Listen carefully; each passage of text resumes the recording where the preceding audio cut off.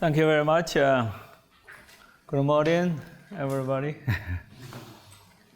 Thank you very much, Victorito and organizer, inviting me here, giving me this opportunity to talk about what I call finite neuron method. I been working on finite element method in the last few decades in my career, particularly as Konstantin said, just been working on multi-grid domain decomposition method. And as we all know that machine learning, especially deep learning, which is based on deep neural network, has very successful applications in artificial intelligence, especially in image classification, natural language processing. And so given all those successes and our community, I call that scientific computing, numerical PDE community, are also trying to use deep learning or machine learning in general, solving scientific and engineering problems. And so this, I have in this business doing research in the last 3 or 4 decades. I have never seen such a extremely active research activities. Somehow the mathematical community are not as active as the other field. Most of the engineering application domain friends, I do not know anybody who is not working on machine learning. And it's a tremendous activity. And lots of work from many different angles. And yesterday, Professor Ogramura, and she's been talking about various applications, and some of the applications are related to deep learning. But anyway, today I'm going to talk about the application of deep learning for solving partial differential equation. I'm going to talk about some very simple problem, nothing fancy, and trying to understand relevant mathematical issues, algorithmically and the mathematical properties, implementations for some very simplistic partial differential equation, trying to understand some mathematical aspect of it. And again, this is a very new field. I actually worked on this in the last probably 3 years on and off. And my original motivation getting into this business is that when I first heard this word deep neural network, I looked at the web, the Google, the deep learning. Then they say, when I look it up, that this sounds like something what I do, like a multi-grid method. So the reason I got into this, I saw is maybe something related to multi-grid method. And very soon I realized there's something called a training algorithm, gradient descent method. I have spent most of my career studying iterative method. Then I said, maybe I can do something about it, the training algorithm. But then once I get into this, I realized that the deep learning model or that I have to figure out what problem I'm trying to solve. And even to this days, I do not know where, when you say you optimize something, it's not really clear what we're trying to optimize. The deep learning model or that. So I got into the modeling business a little bit. So my research is basically trying to understand in the beginning of my study, like for example, understand convolutional neural network or this sort of things from a more mathematical angle. And it's what called a science for AI. you use the scientific numerical technique we know, trying to understand this machine learning model. This is still something I spend a lot of time working on it. I was planning to talk about this a little bit today. Maybe I spend probably 10 minutes to talk about it, that. But most of the things I'm going to use what they call AI for science. Some of my friends call that. So you use the machine learning technique to solving scientific engineering problems. In my particular case, I just solve partial differential equations. And so I call the finite neuron method, it's like a finite element method. Now this time I have neurons, neural networks. And it used to work.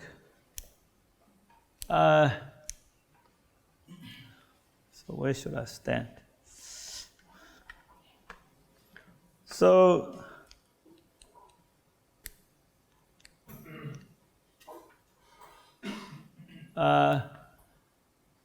first of all, I'm going to I view neural network as a class of functions, and like polynomials. And then I also view that neural network function as a natural. I call it a natural extension of a finite element method. Okay, then when most of us, you always try to relate anything new to what you know best. I know finite element best. So I'm not going to talk about finite element as a natural generalization, a finite neural network as a natural generalization of finite element method. And then when you talk about finite element method, you talk about approximation properties and all those things. And so then I'm going to relate how neural networks with finite element method. And that's pretty much my today, the first hour and a half. The second lecture,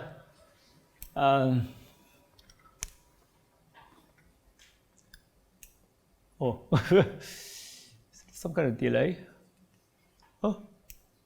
Again, I consider even the machine learning model, convolutional neural network, something like that, I look at it from the iterative method point of view. But also, one of the major business in machine learning is the optimization algorithm, the training algorithm. And for me, that seems to be the major business. And so I'll talk about iterative method a little. And later, then I'm going to talk about finite neural method. Basically, using neural network functions to discretize partial differential equations. Talk about error estimates, most notably, training algorithm or stuff. Then later in the afternoon, we'll have some computer session. So again, I'm going to give a elementary, just an introduction from the way I talk about neural network. First, I'll talk about finite element method. Finite element method, you give a grid points in a unit interval. For example, uniform grid is a piecewise linear function.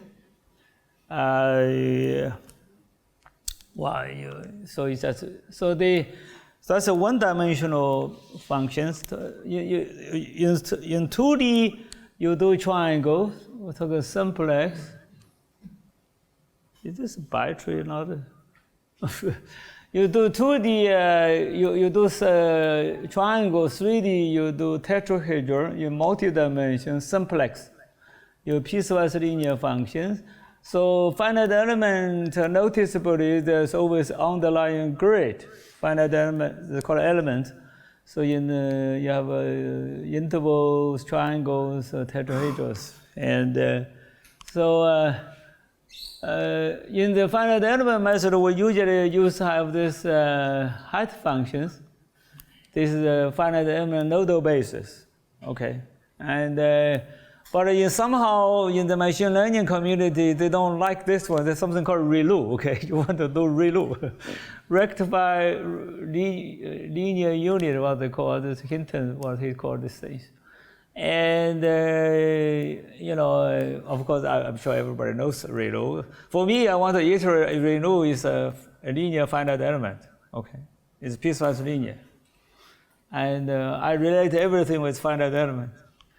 So then so how do you do the finite element? You can think about this, the dilation, the scaling of these two kind of height function ReLU. The dilation scaling in this case, this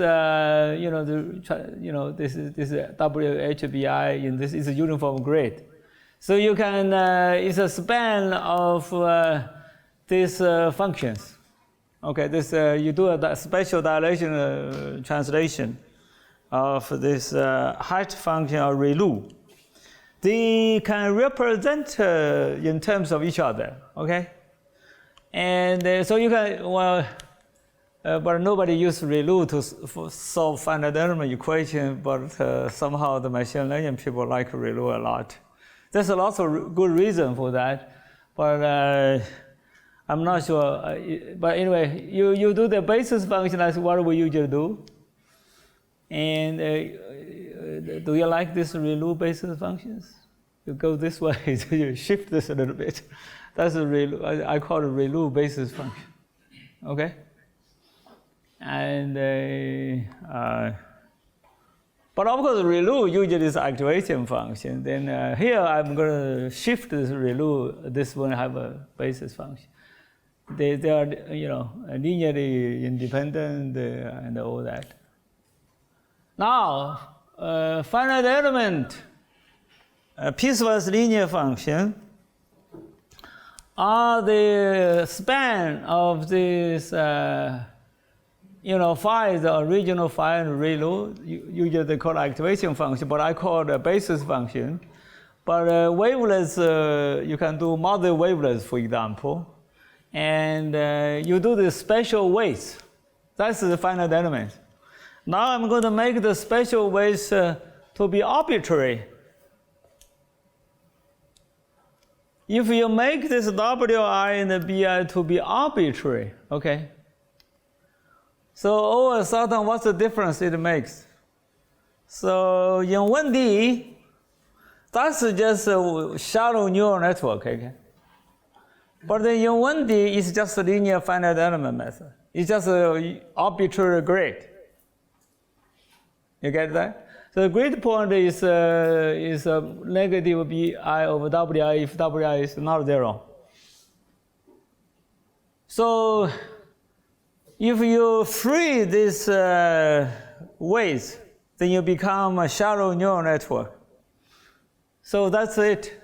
So finite one-dimensional shallow neural network is nothing but a linear finite element method. And now, how do you do multi-dimension? Okay, if you do now you have arbitrary grid. Okay, you don't really begin with a grid. You just begin with weights. The grid is kind of underlying things. But if you do finite element from 1D to 2D to 3D. 2D, you have to put some triangles, right? To 3D, you have to do some tetrahedron. 4D, then I'm lost. 4-dimensional CEMRACS. And you have to do some partition. But that generalization is not so obvious. But for neural network, how do you generalize 1D to 2D or to multi-D? It's easy. You just replace this one-dimensional linear function. What's the trick? By a multi-dimensional linear function. I just plug that linear function in there. Then this is a shallow neural network.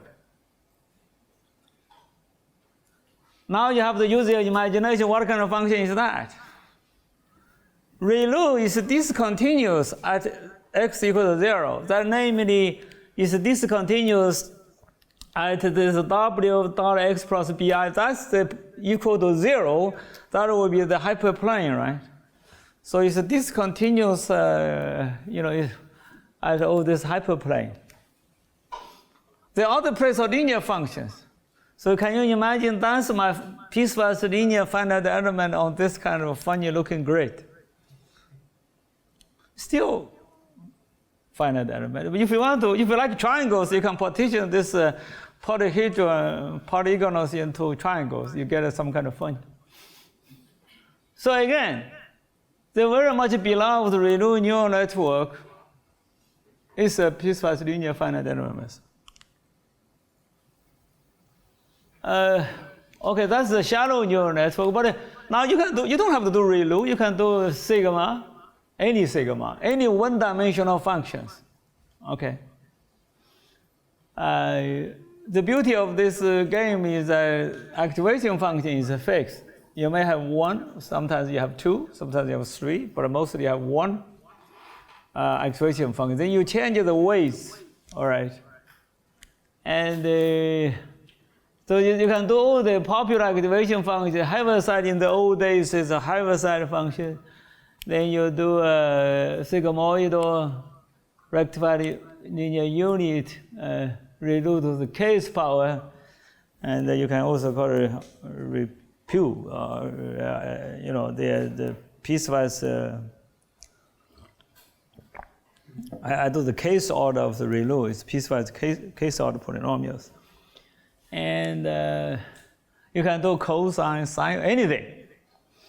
Now the question is that which one you want to use, but we'll come to that later. The deep neural network is just when you do linear theory or vector space, we do combination, linear combination. That's how you get more and more function. But the deep neural network, the keyword is composition. You take a linear function. This could be a vector linear functions. You do piecewise activation function, component-wise. I call it x1. Okay. So you get a new variable. I do piecewise linear again. I do activation again. You repeat. So the more composition you do, then you get things. You get deeper. You get a deeper neural network. So this is what I call a deep neural network. It's a composition of a linear function and the activation function. My activation function is fixed. You can choose Relu or you can choose anything else. So one of the messages I want to discuss is that for the Relu, again, it's the most popular deep neural network in machine learning and deep learning for good reason. I can probably give 10 different reasons why Relu is a favorite. But my favorite reason is the finite element method. So now the thing is that, all right, if you do these things here, so Relu, if you do the Relu to the k, for example, it's going to piecewise polynomial of certain degree. If you do piecewise linear, here's the interesting thing. Piecewise linear functions, if you have two piecewise linear functions which is in polygonal subdomains, if you do composition of two piecewise linear functions, what do you get? You still get a piecewise linear function with lots of subdomains. One of the crazy people want to argue with the reason the deep neural is good because all these subdomains get exponentially more, many. But you certainly got a lot of them. But for Relu to the k, it's not so obvious. Relu to the k, if you compose it twice, you get k square or something. And, but anyway, you still get piecewise polynomials, okay? But polynomial of in some funny-looking curved elements. In the d equal to 1 case, you get a piecewise linear function on the polyhedron subdomain. You can subdivide the polyhedron into the simplex if you wish. So the Relu DNA, I want to tell you, is that the Relu DNA is special because the composition of two piecewise linear functions is still piecewise linear. So you get a linear, you get a finite element method. Now the question is, you get something like this. So So you may think about you have a grid like that. So if the grid, it doesn't look so good. If you finite element, if you write a code to get a grid like this, people, you think you're out of your mind. You have a grid like this. But this seems to be more reasonable grid. But now the question is that the first question I was asking myself is that if I give any grid you like, can you write a finite element in terms of neural network? That's the first question I ask when I get into this business. And okay, so I got my graduate student at that time, Jinchao. Okay, you got to prove this one way or another. So about a couple of weeks later, he gave me, okay, you cannot do it. In shallow neural network, you cannot do it. If you do one layer, you cannot do it. That you can prove by basically you're saying, you guys, you can imagine that because the way is only cross this straight line, the hyperplane, you cannot get any arbitrary triangles out. The way we prove is that you cannot represent locally supported function. You can, if you give me a basis function, you cannot do it. There's an argument you can do it. And but deep is necessary. For 1D is okay, but I'm sorry, 1D I told you. 1D, any linear finite element can be written as a ReLU. I already did that in the beginning. But in 2D, you cannot do it. 1D, you can do it. So then you have to go deeper. I don't know if you read the machine learning language, they often say the deeper, the better. Do you believe that? Well, the deeper, the better. But now in this particular case, I need a deep neural network to get I'm going to give you a proof, okay? I will have many proofs in my lectures, okay? I'll give you a proof.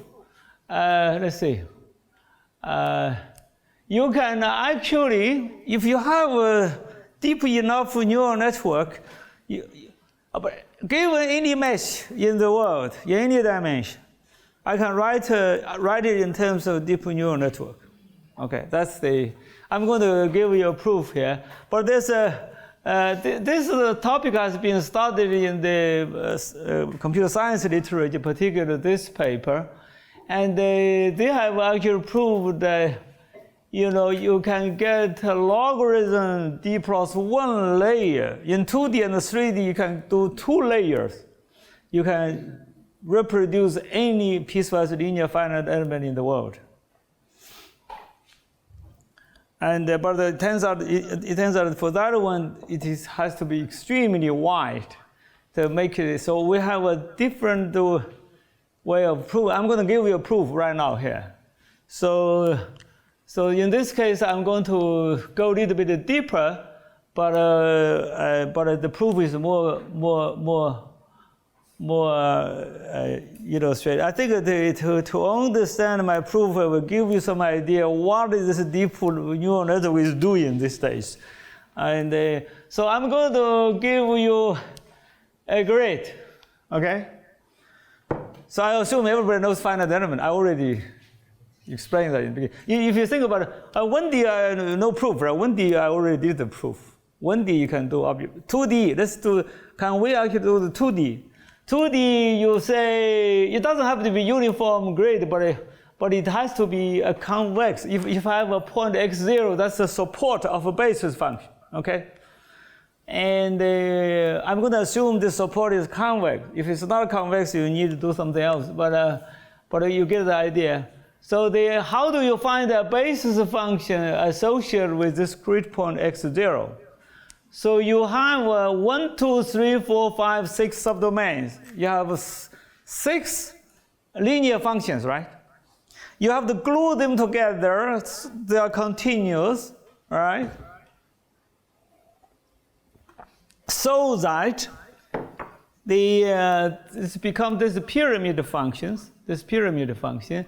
So I have this phi of x is the gi of x. The gi of x, gi is a global polynomial.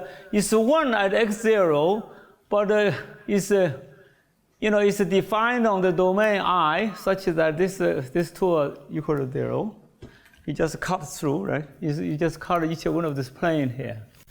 So now this phi x is piecewise defined, Okay, that's the function. Now the question is that can you write this function in terms of ReLU? Okay, the first observation is the following. Oh, well, I just did it too quick. First of all, take the minimum of the 6 functions. Take the minimum of the 6 functions. Then you have to take the ReLU. ReLU means take the minimum. Maybe I should do. Yeah, this is important things.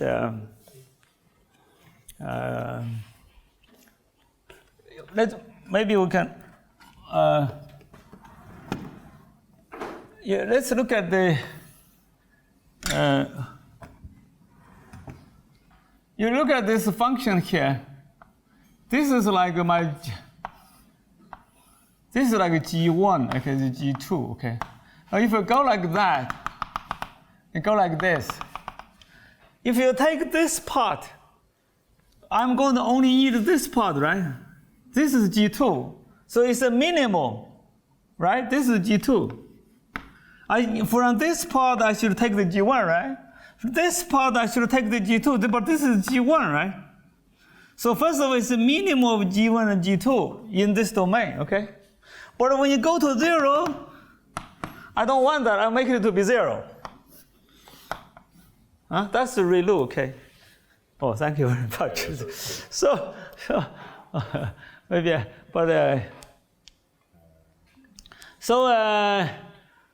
so my basis function is the minimum of the 6 global linear functions. Then take the ReLU. You got it?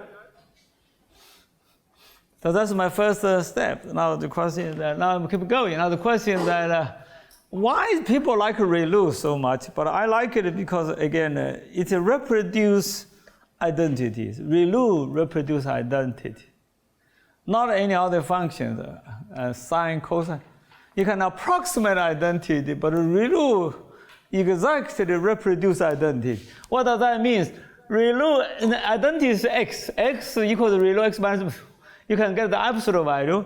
If you get an absolute value, you can get the minimum and the maximum. This is all elementary, right?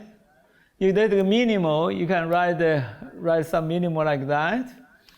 And so you can write the minimum as one hidden layer neural network. Now, okay, but you have now you have 3. 3, you do this thing, so you get 2 hidden layers. For example, if you do 3, you can do a minimum for this one. You do this, you do this. You do 2 hidden layers. All right.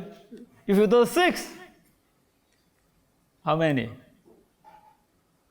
I think I have 4. I have 4 hidden layers. Okay. You're welcome to give me a better proof, okay? But this is elementary mathematics, okay? But my theoretical estimate in 2 dimensions is 2 layers.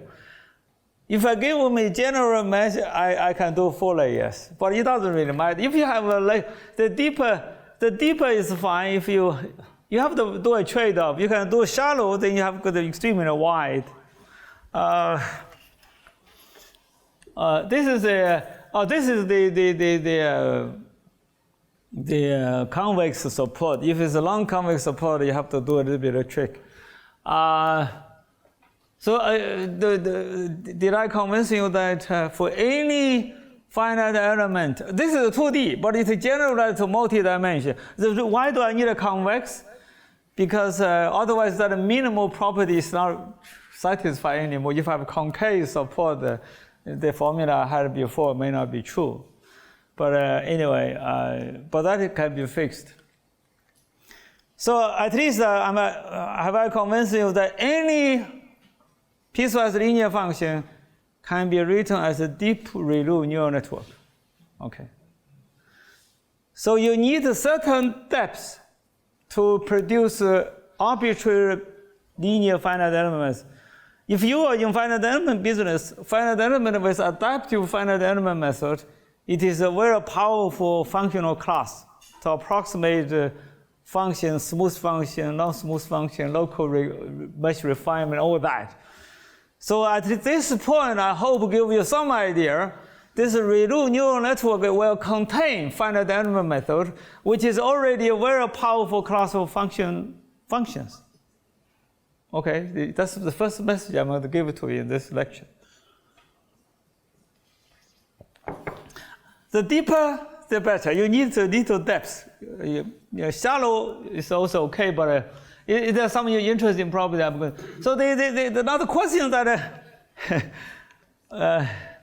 okay, there's a lot of smart people here. Yesterday I have many good questions asked. So you go home and do your sample homework. I give you a uniform grade. For example, can you write 2 shallow neural networks, 2 layers? I have one here. For some reason, this one is a highly non-trivial regard. If anybody interested, you can take a photocopy of this, go home to derive yourself. I don't even have a simple proof of this one. In 2-dimensional problem, this is a basis function, can be written as a ReLU in such a special cases. We actually had a very long proof of this one here. But why I'm interested in this kind of problems, later on we'll figure out if somehow we want to use ReLU to solve PDEs. I don't know. And I have a finite element there. So one of the messages I'm trying to tell you for me is that to do the training algorithms for this long convolutional optimization problem is a total nightmare. And but anyway, so the way how we relate to the finite element not only give me the confidence that the neural network, deep neural network, will contain a very powerful class of finite functional class, which is namely finite elements. That tells you message number 1. Number 2 is also that if you think about a partial differential equation, numerical solution, finite element is something nice to have, maybe to begin with. So anyway, these are the formula like this didn't come so easily for some reason. Maybe you guys have some smart idea. So again, the message is that in 2D and 3D, it is in theory you can do 2 layers. Okay. Now the proof is in a way constructive way. It's very messy, but we can get in this. We have figure out a way in 2D you can get it. Somehow the 3D we haven't got a chance to look into that. So anyway, so we know it is doable, but constructively doing it in an elegant way is just a mathematical game I like to play, and I have some of the partial results. The conclusion is any linear finite element function can be represented by a deep neural network with a relatively deep and narrow structure based on our analysis and the constructions. And the conclusion is that the very much beloved ReLU deep neural network is identical to linear finite element method. It's the same class. So I like deep learning because I like finite element. Okay, it is a finite element. Okay, and it's nothing more, nothing new, but it's totally different structures. Finite element method is based on the meshes. Great. And in the last some years ago, there's something called a meshless method. Somehow you don't need a mesh. You do radial basis function. You have some points. So here you have this deep neural network. There's no meshless. There's not even points. I was joking and say there's a pointless method. There's no point. But it is a finite element method. Okay. So now. That's the ReLU, but how about I raise the power ReLU to the k? ReLU to the k, again, this is something, for those of you who play with B-splines, or this is all, it's all related to those things. But if you raise the ReLU to the k, one of the things which is not so obvious, again, if you ReLU to the k, you do the shallow neural network, it turns out you can reproduce polynomial of the global polynomial degree k. That turns out it's not so deep result, but you can prove it. And at least, did I tell you that ReLU reproduce X? That means the piecewise ReLU, you can get a global linear function, okay? ReLU to the case power can also get a global polynomial degree K, okay? So that can be proved. Let me just forget. The proof is a little bit technical, but it's not so difficult. But now you do the deep neural net for ReLU to the K, but deep, that becomes very interesting. Okay. And is this because of this slide? I actually find using deep neural network for numerical PDE may have some merit. I'm not going to, if somebody asks me, do you want to use a deep neural network to solve PDE? I say, absolutely not. It's too complicated. But mathematically, why do I study it? Because there's so many things I don't know about it. And, but it's interesting. But so some of the properties here may give you something to think about. Maybe you want to study these things. Okay, first of all,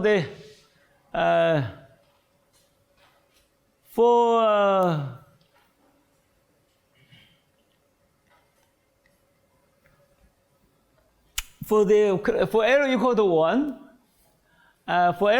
1, the deep neural network is totally adaptive. It's maxi adaptive because the deep ReLU, I told you, it contains any grid, finite element on any grid. That means, in principle, if you get those weights right, you can reproduce any grid implicitly. So it's totally local. If you know anything about, you play with adaptive finite element, you can do local mesh refinement, all that stuff. Sorry, I don't know how is this thing? What's the check? Ooh. Huh?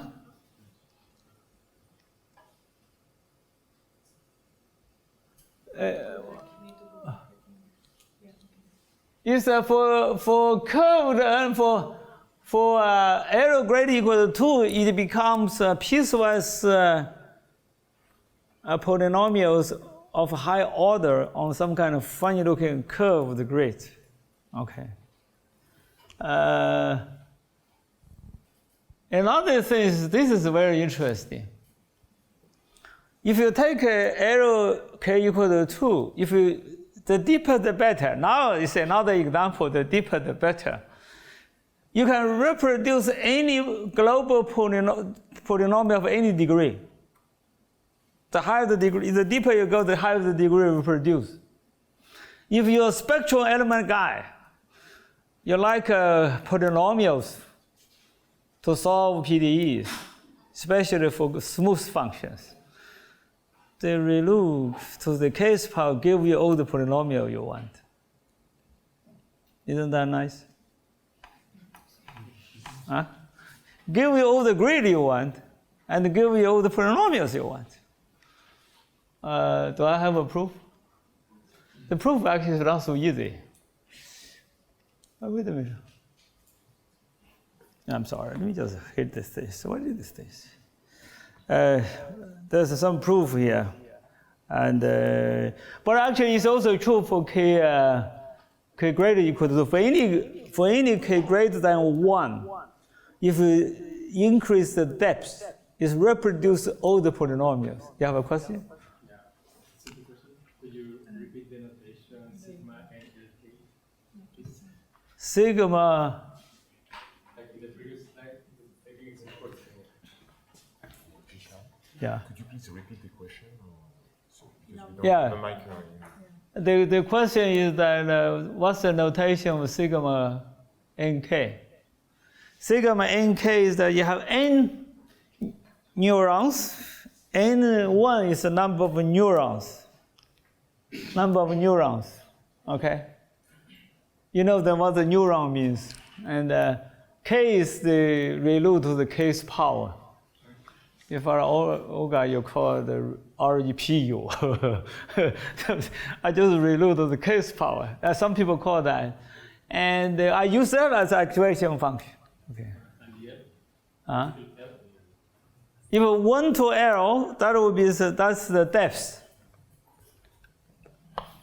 I have trouble. I'm struggling with this notation. This is the MATLAB notation. You have from 1 to L, you have L layers. Go deeper.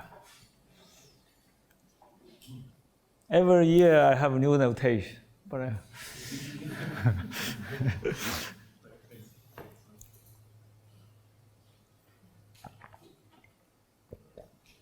Two messages. Deep ReLU, some power kind of K, reproduce any grid you wish to reproduce. That's number one. Locally adaptive. I call it globally adaptive. If you go deeper, it will reproduce all the polynomials. You have the spectral. It contains a spectral element, it contains a finite element, it contains a local adaptivity, it contains everything. But that's the theory, that's the theory says. But the question is that if you can get it in practice, that's a different matter.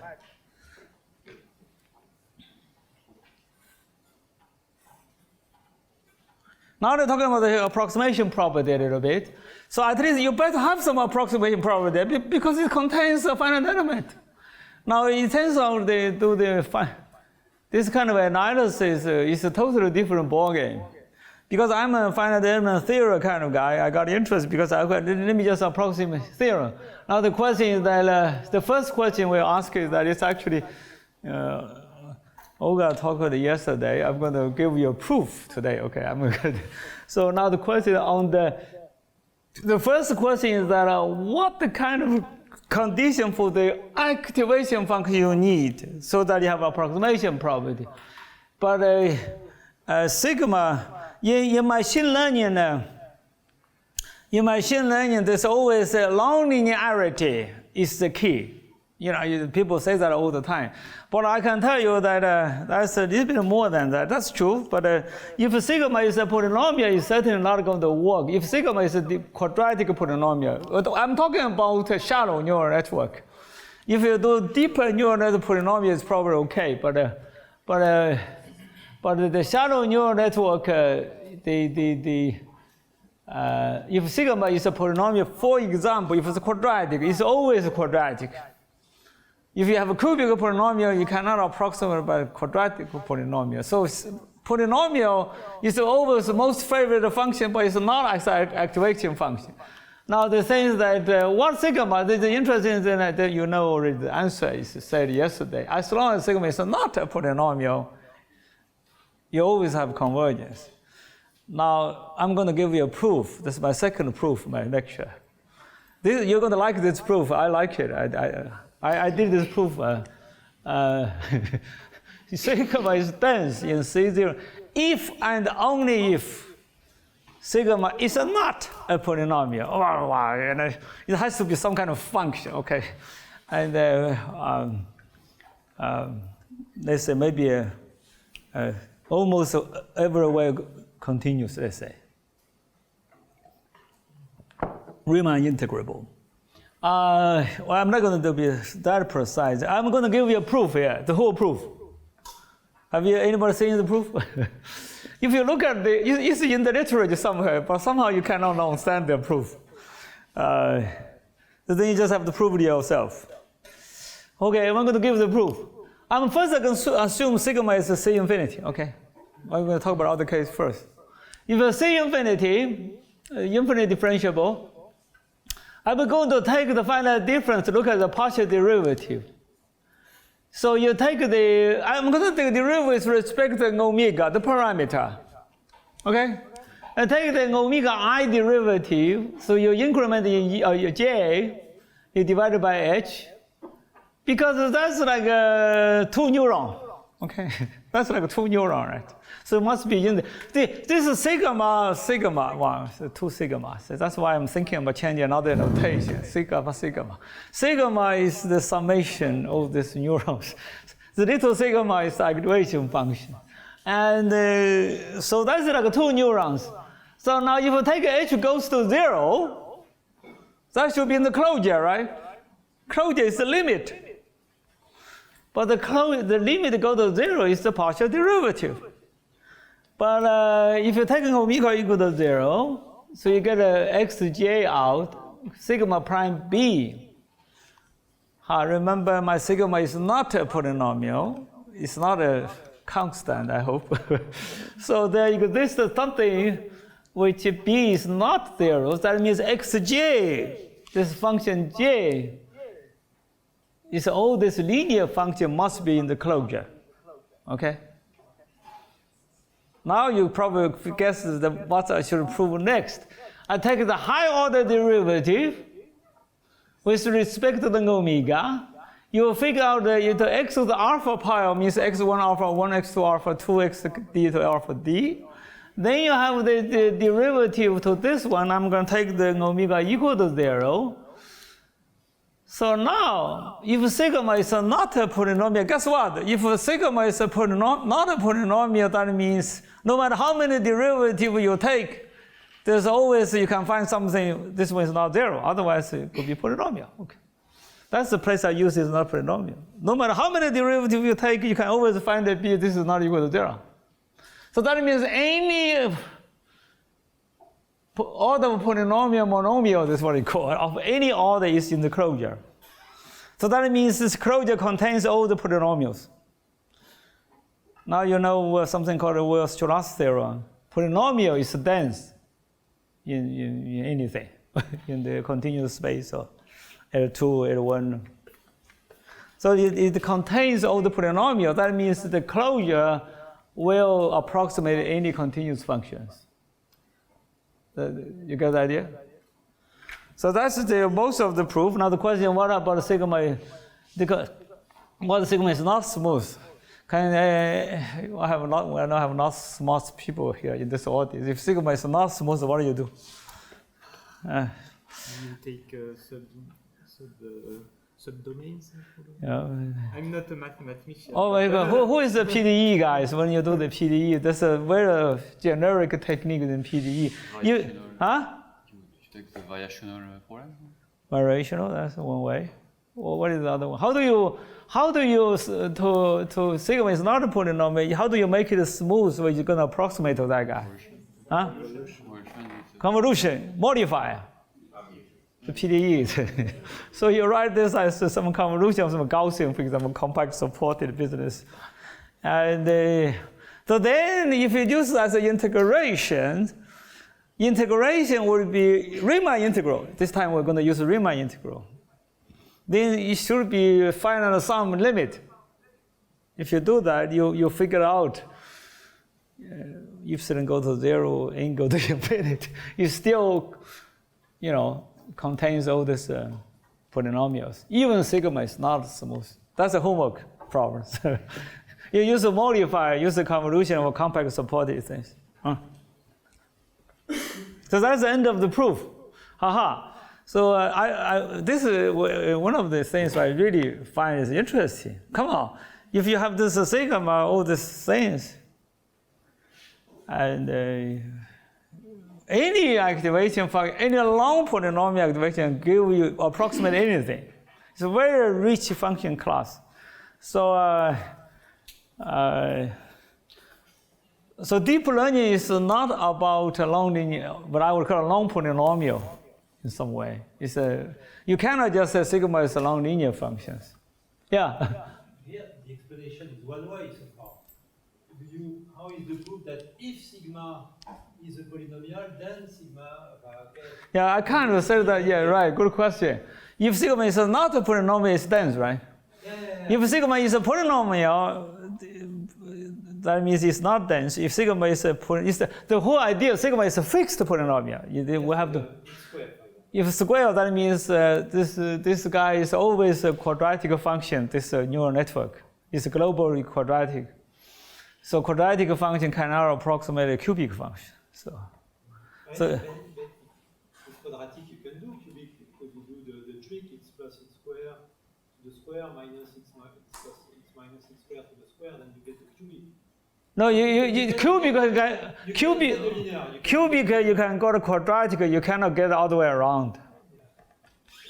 You can find a difference of cubic, get a quadratic. I guess that's what you're saying. But you cannot using quadratic to get a cubic unless you do integration. But anyway, but anyway, that's a good point. Sigma is polynomial, you cannot do the job. So this is the only place sigma is not polynomial is not a favorite. Somehow polynomial is not good. Now the important rate of convergence. So again, this is a different business. When you do convergence analysis with deep learning, it's a different game. I'm going to give you the third proof. Okay, I'm going to actually give you the entire proof of the rate of convergence here. It's something called a sampling argument, and but I don't use any probability here. And so you do this. I'm going to take a cosine neural network. The cosine as activation function. At one point, I love this cosine activation function, and exponential. Well, I mean, as long as it's not polynomial, I can do a cosine, right? The cosine has the simplest proof I can give. Okay, the reason is that so I take a function, I take a Fourier transformation, I take the inversion. Okay, this is the inverse formula without the real part. Okay, but I'm going to do the real function. Okay, so I can take the real part of the Fourier transform and still get myself, right? This is okay. So now if you take the real part, so you write you had equal to the absolute value to exponential of something. Okay, I call it B of omega. So I put that one in there. I take the real part. I get the cosine 2 pi. Guess what? This cosine business looks like cosine activation. This is a linear function. Look at the inside. When you look at these things here, I had some good time when I look at this. If you take these things, you get aha. Any function can be written something like this. So now you do some numerical quadrature or sampling of this one, maybe some summation. If you take them and find out the sum of these things here, that will be in my neural network, right? So this identity is the first thing we should know. If you see this identity, you give your comment, aha.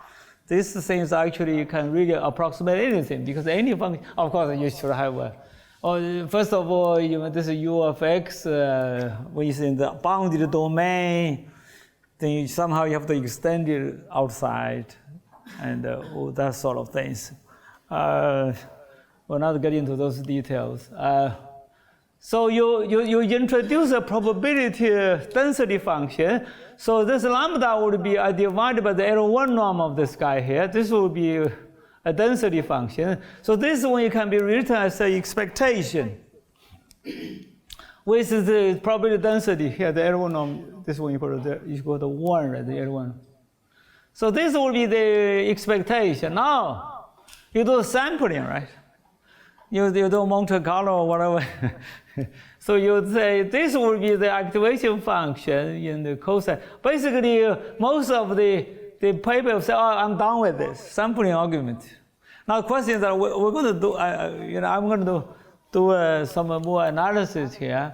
So now the question is that remember this factor there. Let me just forget about this fact for a moment. Just look at this one. Okay, the expectation. This expectation is this guy here. You look at the difference. This expectation. This is the sampling. Kind of among. And the way one the most interesting,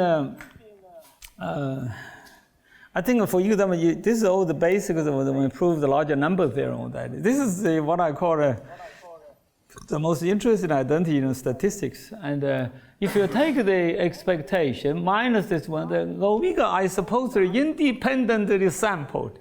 When you say independently sampled probabilistically, in omega 1 to omega, it's going to be independent of variables in real analysis. So I'm going to do n copies of it. I do the integration. I'm going to do the product of probability. You do this multiple n-dimensional. You do the integration. That's my e to the n, okay? If you do that things here, that's so far is the definition. Then you have this identity. This I call a magic identity. It's a totally trivial identity. But if you, for those of you I have not taken ever a statistics course before, but you have to do this calculation, okay? It's a calculus, no probability. It's just calculus. So this one is just a straightforward calculation, expanded out and all that. If you have not done it, I strongly advise you should do it, okay? Then you get some feeling. The proof is almost done. The reason is that G is a cosine. It's a probability measure. This one is, you get rid of, this is less than 1, is less than equal to 1 over n. Guess what? I finished my proof. Okay, all right. Then now you have this. These are the function of n variable, omega 1 to omega n. You have this integration on the entire space. This one is a non-negative. The norm is less. The integration is less equal to 1 over n. There must be some points. This one is less than n negative 1. If it's every point is greater than n minus 1, the integration has to be bigger than that, right? So that's the end of the proof.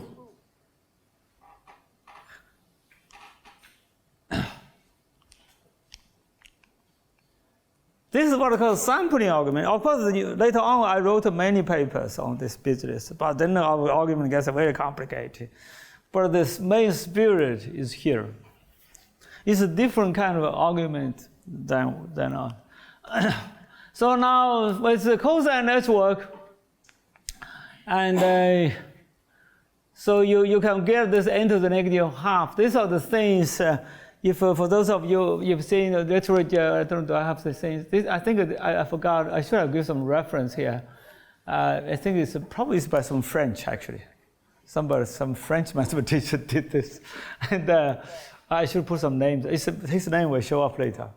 The sampling argument first, I think, belongs to him. And if in this kind of context, I did not invent this, but I just make to borrow the argument here.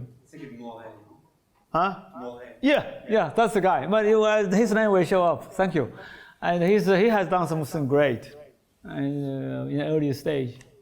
And but so this is somehow, wait a minute. This is called a baryon, or sometimes, what do we say?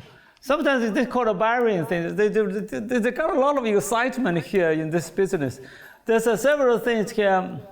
This kind of norm, the Fourier transformation take L1. If you take the L2, you take the Fourier transformation, take the L2, you get the L2 of the original function. But take the L1, actually, L1 of Fourier transformation is not very well understood. In order to have the L1, you have to be L1. In L1, you need lots of smoothness of the functions. Otherwise, this. But anyway, so there's excitement in this business, so-called. Many people, we got all excited because n to the negative half is independent of the dimension. So there's all kinds of excitement in the deep learning community. Okay, there's no curse of dimensionality here. So this because of n to the negative half. But I'm going to comment on these things in the how I'm doing. So, well, okay, sorry. So so anyway, you can actually do the reduce of the k, but I will probably should skip these things here. But anyway, I'm going to do a generic theory here. So there's something called dictionary, and Olga's talk she also mentioned that. So I'm going to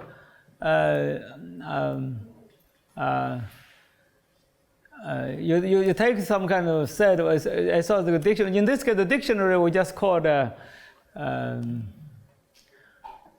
You can think about this D will going to be sigma of something, okay? And it's going to be generated by this dictionary. So the D is a kind of a set. I call it symmetry if the negative D is over in there. So I call it a stable dictionary approximation. The coefficient, but this D of I, this D is going to be something in some kind of a dictionary in some kind of compact set. It's a long story here, but I want you, this is a very crucial thing that I'm going to introduce to you here, is that you call it a stable approximation in the sense that my coefficients will be bounded. The thing is that I'm going to tell you that how do you study this business, and for example, you do the ReLU, right? Wi dot x plus bi, and then you have sigma I equal to 1 to n. They have a of I. So this wi bi, you can scale this business. You can scale the wi square plus bi square, maybe. Because ReLU has this property of alpha x equal to alpha ReLU x. As long as the answer is a homogeneous property, okay, the ReLU has this wonderful, the important property. You can pull everything out. You can assume this one is a unit sphere, for example. So this one can be sitting in a compact set. It's the AI that controls the size of your problems, okay? I think we have spent quite a bit of time trying to identify what is the functional space for this business. So in this case, we're going to assume that, so you choose the dictionary such that, but the coefficients, you control the coefficient of AI. So you suppose to take the summation of AI less equal to 1. But you can also assume this AI is positive because you can, otherwise you put a negative sign on the DI because my D is symmetric. So anyway, this is like the unit, this is like a convex hole, closure of the convex hole. If you think about the sigma AI equal to 1. And so this is kind of a B1D, some kind of a unit ball. So this is what I call a variation space here is that this norm is such that this F, there's a typo here, is F should R times B1D here. Another way to put it is that you can say that if you write this F as a representation, because if you look at this formula here, you may have a different representation but of this same F, but you take the minimum of the error 1 norm of AI, that's the norm. This is very important. You want to figure out what is the right space to do this thing. We can prove this is a Banach space, and I'll give you one example. If you take the L2 functions, little L2, and not functions, little L2, then you do the basis function as a dictionary, and this this variation space becomes L1. L1 is bigger or smaller than L2. Huh? L1 is a much smaller space. And that would be the variation space. It turns out this is a variation space, rather small space in general. In the neural network, you have this is your dictionary. So in this case, but for some sigma, we want to have this to be in the anyway, and we actually probably should emphasize that for this need to be in the compact set. You can do omega and b, like what I said earlier. This will be in the compact set. This is different variation function, different kind of activation functions. So when we do the PKD, we just say this is related to the case neural network. Now the question here is that you can also write the integral representation. For example, there are some people in the literature, for example, Wei Lan Yu and his co-author talk about he called a baryon space. And in fact, we can prove that for the this variation space, what we call, maybe called a baryon space, is equivalent to this baryon space given by this integral representation. It is a non-trivial proof about their equivalent. These are the right spaces. So how do you actually study the approximation property for the variant, for the neural network? This is one of them.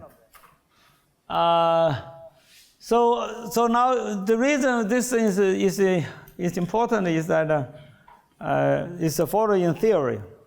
And if we ask ourselves, a function can be approximated by a bounded neural network at all with a norm, then you can prove this one if and only if this is the variation space. If you want to have any approximation with bounded coefficients in L1, this one has to be this is the minimal or largest class space you can think of. Once you get that, you can get this is a qualitative convergence. You can get a quantitative convergence into the negative half. Okay, and if you do the reduce to the k, you can get a higher order even. So first of all, we have a qualitative convergence. Have quantitative, you can get this. We have recently proved that this is optimal. Wait a minute, we have something. What is the French mathematician? Is that written here name? Oh, I'm sorry, it's not here. That's not good. I think it's.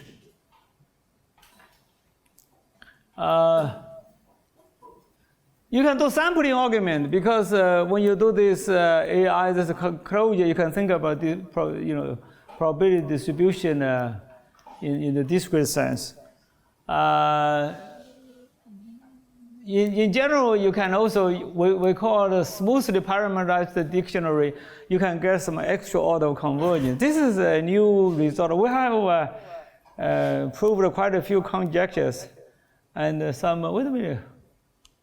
Oh, this is a very, I'm sorry, there's some of the literature here, we should have put it in here. And this is a very well studied subject, redo k, some power k. There's some existing literature have done some special cases. We have finished this whole business. We have studied all these cases, we proved this optimality. It's a very active subject in the approximation theory community.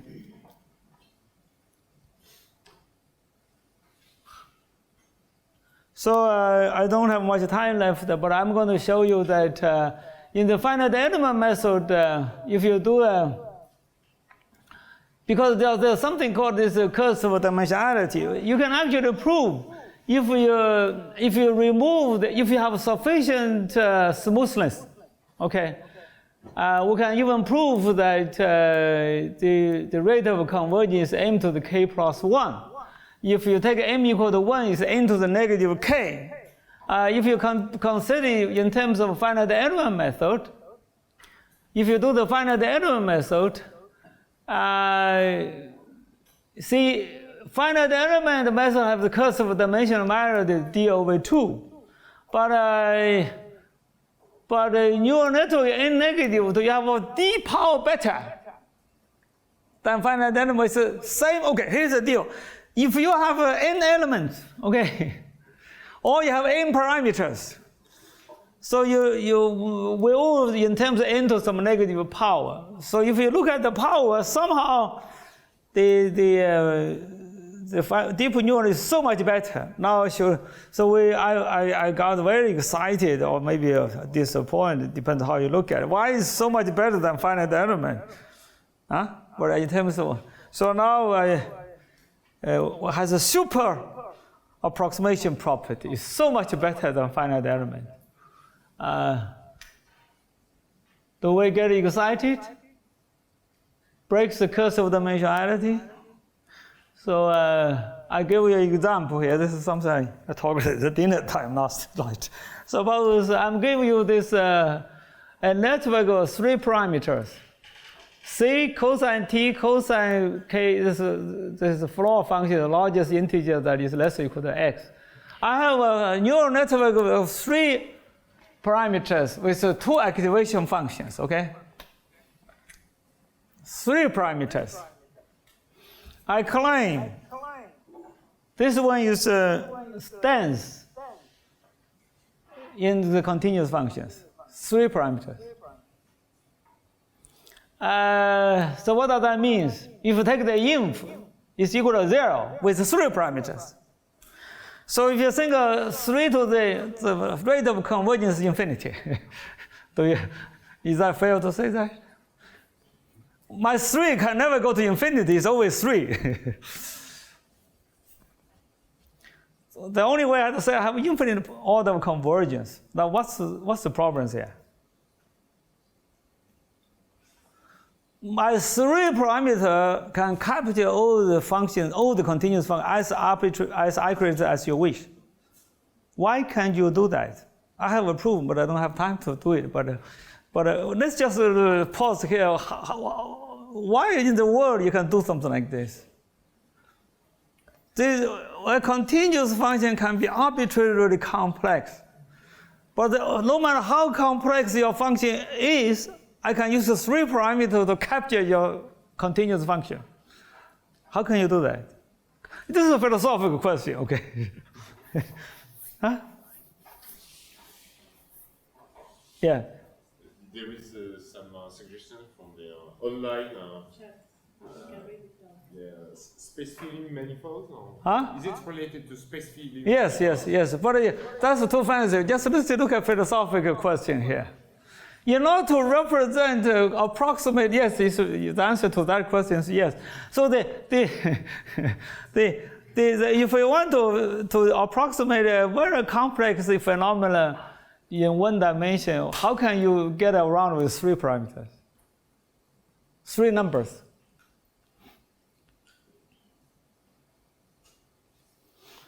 Huh?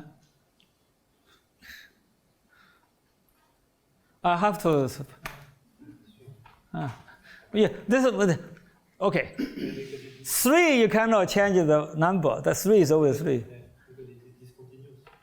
But it doesn't matter. But all the information is in these 3 parameters. Yes, but the function. It doesn't matter. The function is fixed. The k of x.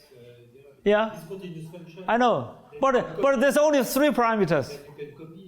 Yeah. How do you make it? Where's the information go? Your complex information has to be contained in these 3 parameters, right? So how can this 3 number can represent a very complex stuff? How do you do that? There's only one way to do it. To vary the parameter? The parameter has to be what? Extremely large. The parameter of 10 digit is a parameter, and 1 million digit is also a parameter. Huh? Cannot be represented in convex, right? Yeah, so the number of parameters you have to be careful. You have to think about the size, the digit. And unfortunately, I'm running out of time. I have 5 minutes to finish. 2 minutes. So that's good. It's a good place to stop because how do we deal with these issues here? Because the thing is that the number of parameters, if you have a supra-convergence, you have to think about the price you pay. The number of parameters, I'm doing this approximation theorem business in the last 30-some years. Only until the last 2 years I pay attention, the number of parameters, you have to be careful at least. 3 parameters, in order to, I have a proof here, by the way. This is pretty much the proof.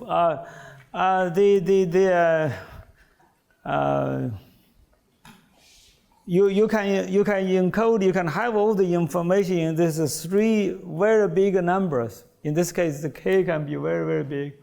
And it contains all the information there. So the way to deal with this issue here is that there's something called the Kolmogorov he seems to do a lot of fundamental things. The metric entropy.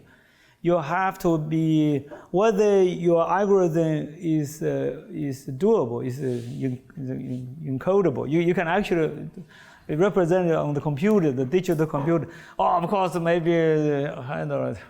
Don't tell me about quantum computing, okay?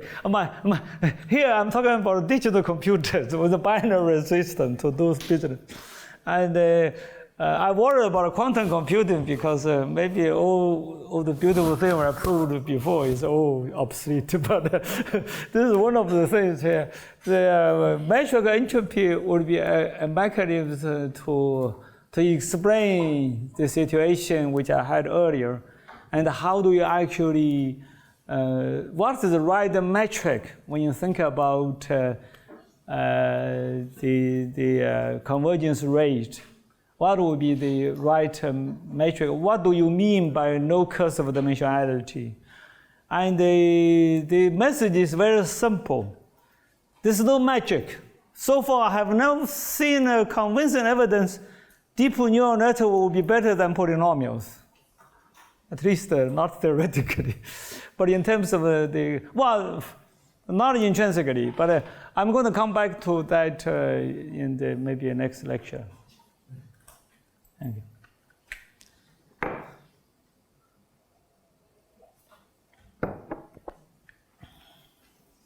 Okay. Thank you. Thank you very much.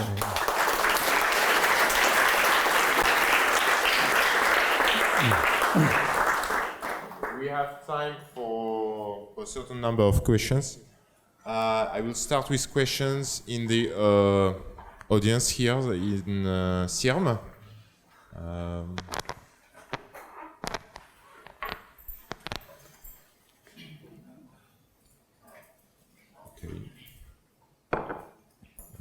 Apparently no questions so far. I have many myself, but so you were mentioning, so it's probably you answered on the to that partially at the end of your lecture. But so you say neural networks can represent arbitrary polynomials, but how does that project on the complexity in terms of number of layers or width of the network? Do you have some estimates in this sense? You can, and but we actually it's a good point. I have written so many papers, just too busy, didn't figure those number out. Yes, you actually the K equal to 2 cases in the literature. We did the general case. We haven't got around to even write the paper yet. No, the answer is that you can estimate, but we haven't got around to do it. But that also is a very important question, but the more important question, how do you actually train the things? But that's it's even hopeless question to answer. But it's a very important question, yes. Yeah.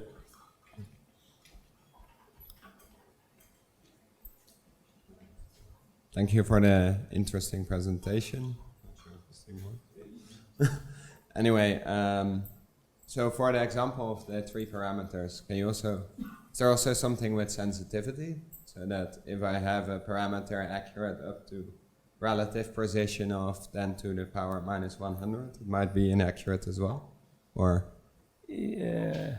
So you're talking about the size of the parameters. Yeah, is there the also number of digits that represent the parameters, yeah.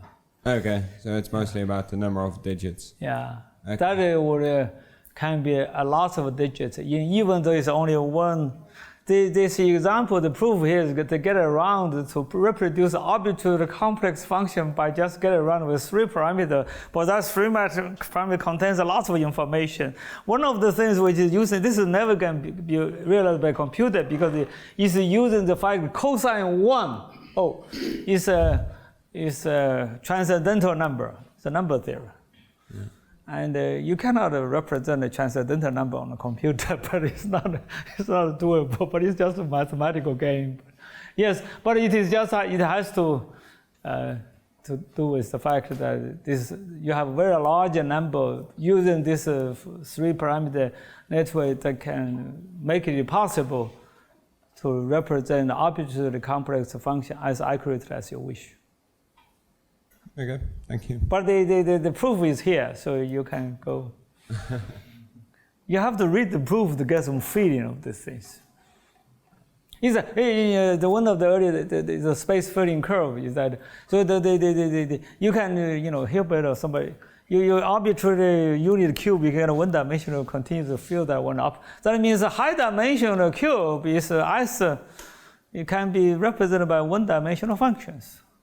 So when think about cursive dimensionality, if I give you infinite R1, it's a one-dimensional, I can tell you there's a tremendous curse there. There's no way you can encode my R1 functions.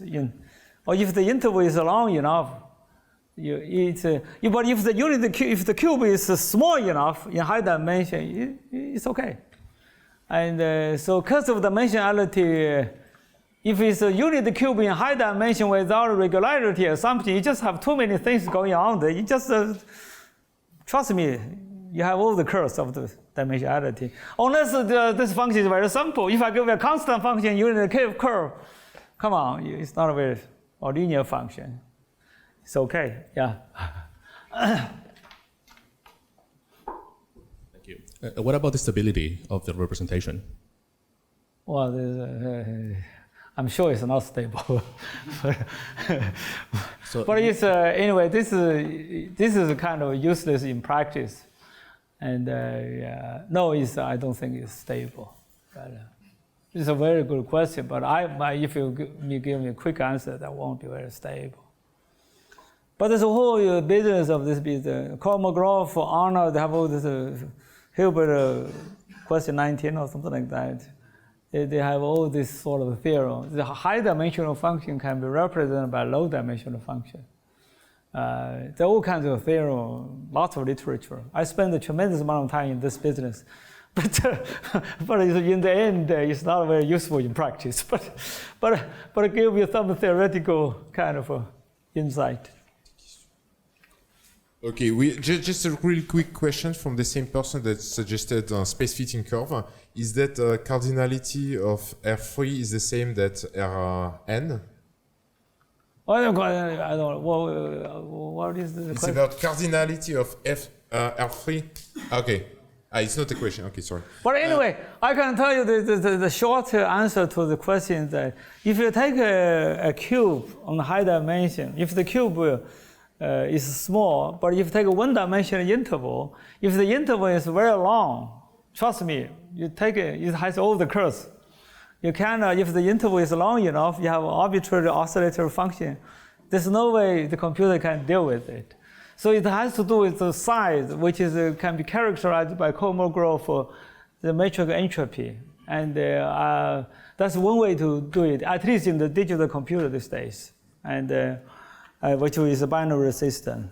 Yeah. Okay, let's have a break here and we'll meet in 11:15 after coffee and fruits. Okay.